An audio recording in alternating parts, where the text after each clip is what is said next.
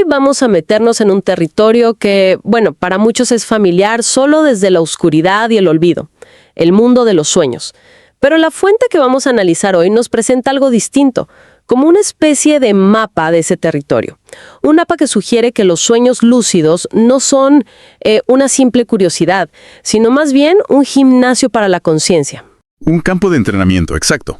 Nuestro material de partida es una conversación muy profunda con un investigador que ha pasado años no solo leyendo libros, sino experimentando en carne propia. O sea, ha explorado los sueños lúcidos, los viajes astrales, incluso las abducciones. Nos da una perspectiva que nace, pues, de la práctica pura y dura. Totalmente de la experiencia directa, sí. Así que nuestra misión hoy es, digamos, aprender a leer ese mapa. Vamos a desentrañar ¿qué son realmente los sueños lúcidos? ¿Por qué se argumenta que son la clave para salir de la Matrix? Y lo más importante, ¿qué técnicas prácticas se pueden aplicar para empezar esta exploración? La pregunta que queda en el aire es potente. ¿Y si el sueño no es un descanso, sino el verdadero campo de entrenamiento para el desafío más grande de todos? Una pregunta muy fuerte para empezar. Para empezar a orientarnos, creo que necesitamos una brújula. A ver, podríamos definir de forma sencilla qué es un sueño lúcido y en qué se diferencia de un viaje astral, que es otro término que se escucha muchísimo. Claro, es el punto de partida esencial. Un sueño lúcido es, en esencia, muy simple. Es el momento en que tu mente, en medio de un sueño, cae en la cuenta. Es ese clic, ese instante de claridad en el que dices, un momento, esto no es real, estoy en un sueño. Y a partir de ahí, en teoría, puedes empezar a influir en lo que sucede. Entiendo. ¿Y el viaje astral? El viaje astral o desdoblamiento, lo que se conoce como una experiencia fuera del cuerpo, es un poco diferente. Se percibe más como que la conciencia se separa del cuerpo físico y puede, digamos, moverse en otro plano. Hay figuras muy conocidas como Robert Monroe que mapearon estos territorios. Pero aquí viene el primer giro interesante de nuestra fuente. A ver, un momento antes de seguir.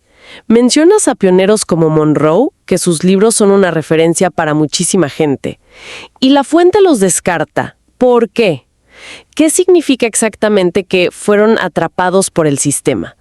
¿Que su trabajo fue manipulado o que sus conclusiones estaban mal desde el principio? Es una pregunta clave. La crítica de la fuente no es tanto que la información sea falsa, sino que es incompleta o que fue, digamos, cooptada. La visión es que estos institutos, aunque empezaron con una intención genuina, terminaron creando sistemas de creencias y mapas del astral que en realidad mantienen a la gente dentro de ciertos límites, ¿sabes? Como una zona segura. Exacto. Explorando zonas seguras, diseñadas por el propio sistema. Es como si te dieran un mapa turístico de una ciudad inmensa, pero solo te mostraran los parques temáticos, no la ciudad real. Por eso la recomendación es usar sus técnicas, sí, pero con un espíritu crítico y sin aceptar sus cosmologías como una verdad absoluta. Entendido.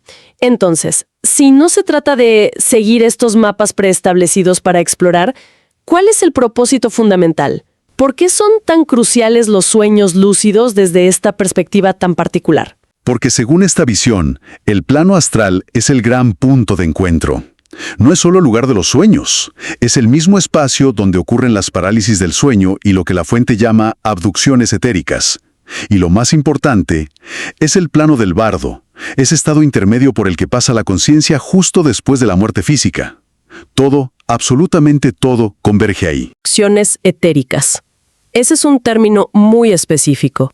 ¿A qué se refiere la fuente con eso? ¿Hablamos de una experiencia puramente mental o de una interacción real con otras entidades en un plano no físico? Se refiere a una interacción real, pero no con el cuerpo físico, sino con el cuerpo energético o astral. Es la idea de que durante el sueño o la parálisis del sueño, la conciencia es extraída temporalmente e interactúa con otras entidades en ese plano. La experiencia se siente absolutamente real, aunque el cuerpo físico sigue en la cama. ¡Wow! Y esto nos lleva directamente al concepto central de todo este asunto, la abducción del alma. Suena muy fuerte. ¿Qué significa? Bueno, la idea es la siguiente.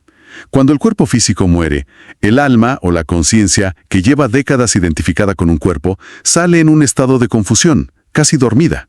En esa vulnerabilidad es interceptada por entidades en el astral. ¿Y ahí qué pasa? Se le extrae toda la información de la vida que acaba de terminar, como quien descarga los datos de un disco duro. Se la resetea, borrando su memoria, y se la convence para volver a reencarnar en un nuevo ciclo. Entonces, para que quede claro, la idea central aquí no es explorar, sino entrenar para el examen final, para la muerte. Y según esta fuente, es un examen para el que la mayoría llega sin haber estudiado, completamente dormido. Exactamente. Esa es la analogía perfecta. El sueño lúcido es el simulacro de vuelo. Es la práctica diaria para aprender a mantener la conciencia despierta en un entorno no físico. El objetivo no es jugar en los sueños, es prepararse para estar lúcido y soberano en el momento más crucial de tu existencia, para no ser atrapado de nuevo en el ciclo. Es entrenar para una muerte lúcida. Eso le da un giro de 180 grados a la idea popular.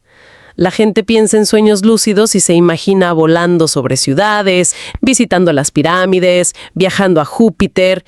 Todo eso es una pérdida de tiempo, entonces.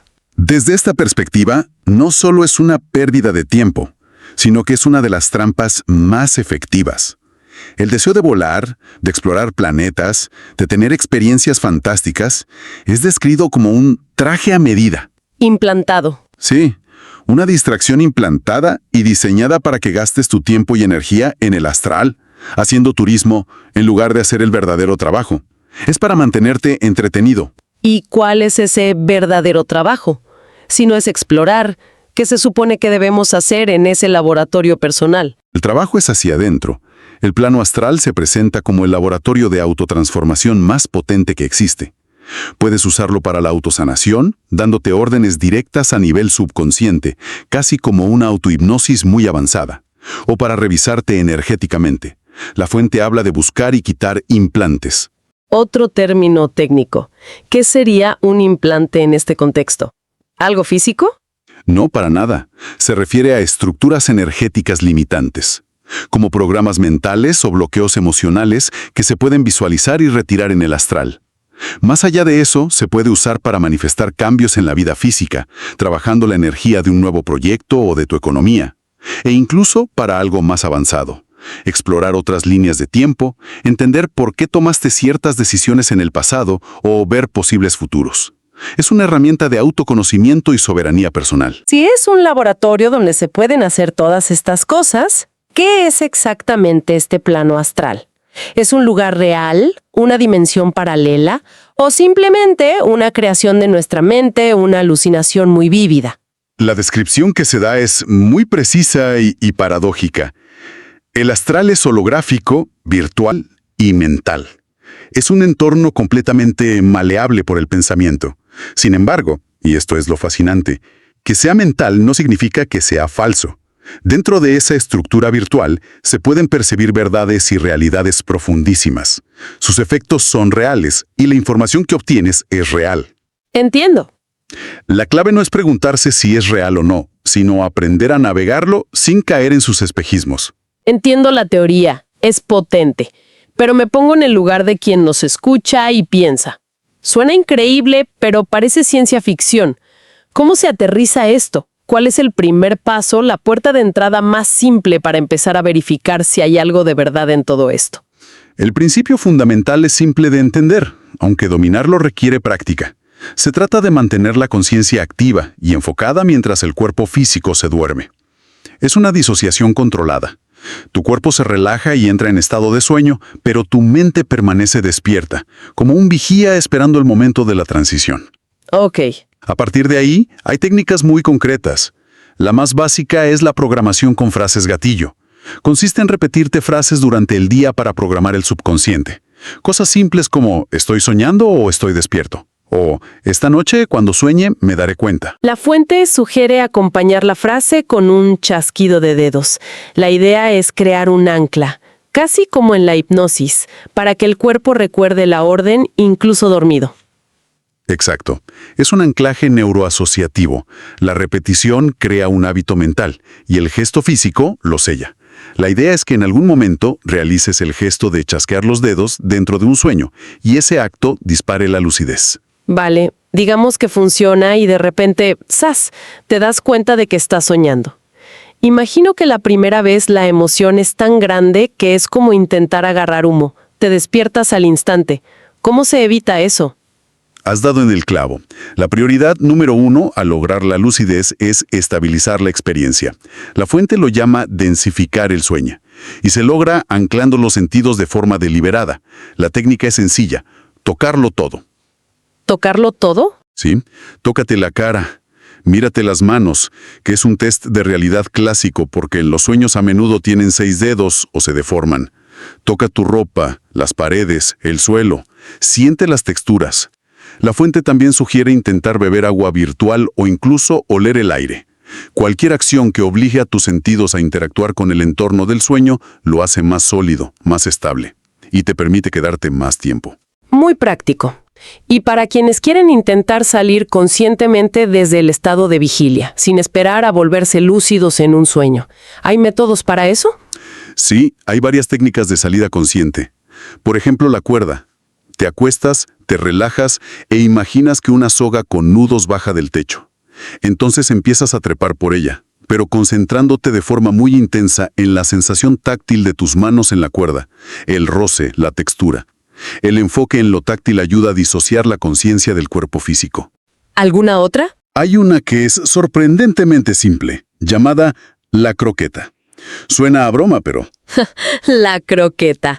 Sí, la idea es, una vez estás relajado, darte la vuelta físicamente en la cama, con la intención clara y decidida de rodar fuera de tu cuerpo. Suena casi demasiado fácil. La clave está puramente en la intención. En la intención y en la convicción. No es solo un movimiento físico, es un acto de voluntad. Otra técnica es remar hacia atrás. Acostado, imaginas que usas tus manos para impulsarte hacia los pies de la cama y al llegar al borde te lanzas fuera. Ok. Y luego hay una más avanzada, la vibración autoinducida, que consiste en abrir la boca de cierta manera para generar una vibración en los oídos que se expande por el cuerpo y facilita la separación. También es importante aclarar el tema de la parálisis del sueño. Aunque facilita la salida porque el cuerpo energético ya está suelto, no es necesario ni deseable pasar por esa experiencia, que a menudo es aterradora. Ah, qué bueno. Se puede salir conscientemente y en paz. Esto nos lleva a las trampas y los peligros. La fuente habla mucho de un falso astral. ¿Qué es exactamente y cómo se supone que podemos reconocerlo? El falso astral es un concepto central. Se describe como escenarios holográficos, como platós de cine montados específicamente para que tu conciencia participe en guiones ya escritos. ¿Guiones? Sí. El objetivo es mantenerte distraído y a la vez alimentarse de tu energía emocional. La fuente afirma que soñamos entre 5 y 7 veces por noche, y cada uno de esos sueños es una potencial trampa holográfica en la que actuamos sin darnos cuenta. ¿Y cómo se sale de un holograma si todo parece real? A menudo, la simple toma de conciencia es suficiente. Cuando te das cuenta del engaño, el escenario pierde su poder y se dice que se difumina como un castillo de arena. También puedes dar una orden mental firme, como cancelo este escenario. O, de forma más proactiva, crear tu propio espacio seguro, un laboratorio, un paisaje tranquilo y teletransportarte mentalmente allí. ¿Hay alguna pista visual que nos ayude a distinguir? Porque eso podría ser muy útil. Sí, y es una de las más contraintuitivas. Se dice que el astral verdadero, el espacio más crudo y fundamental, se percibe de un color grisáceo, casi monocromático. Grisáceo. Si un sueño es excesivamente colorido, brillante, vívido y espectacular, es muy probable que sea una holografía diseñada para cautivar y engañar tus sentidos. Eso es fascinante. Uno pensaría que un plano más fundamental sería más vibrante, no menos. La fuente explica por qué la verdad es gris y la ilusión es colorida. La explicación es que el color y la forma son añadidos. Son una capa de renderizado para hacer la experiencia más inmersiva y creíble, como en un videojuego. El plano grisáceo sería el código fuente, la estructura básica sin los gráficos. El exceso de estímulo sensorial es a menudo una señal de manipulación. Y en esos escenarios, a veces aparecen entidades. La idea popular es luchar, usar luz para defenderse. La fuente califica la idea de matar entidades en el astral como un cuento chino. Es su terreno, se regeneran. La verdadera defensa no es la agresión. De hecho, se advierte que usar luz para atacar sigue siendo parte de la dualidad del sistema, luz contra oscuridad. La defensa más poderosa es la preparación psicológica, la neutralidad emocional y la conciencia. No reaccionar, no tener miedo, no sentir ira. La agresión y el miedo solo alimentan el sistema.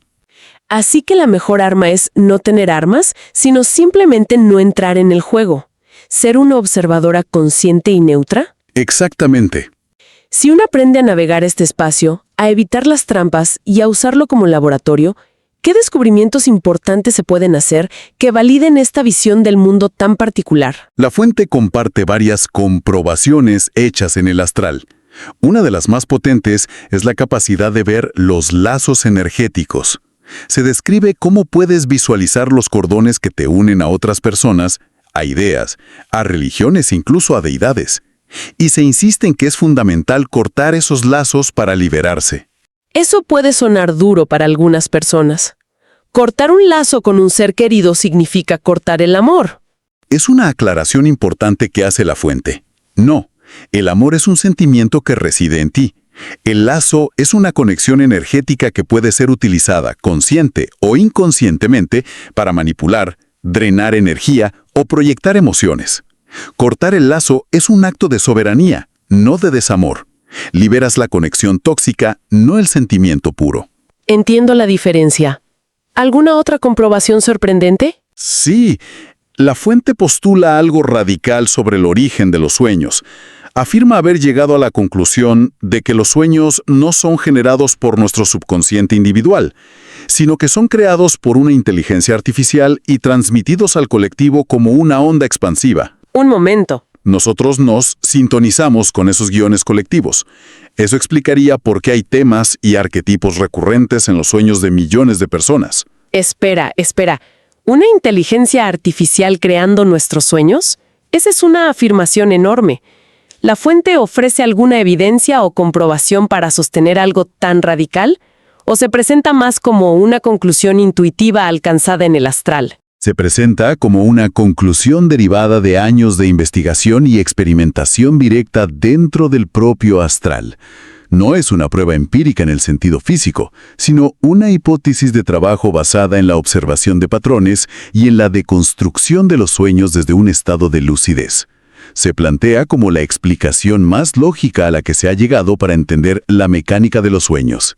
Con todo esto sobre la mesa, llegamos al objetivo final de todo este entrenamiento.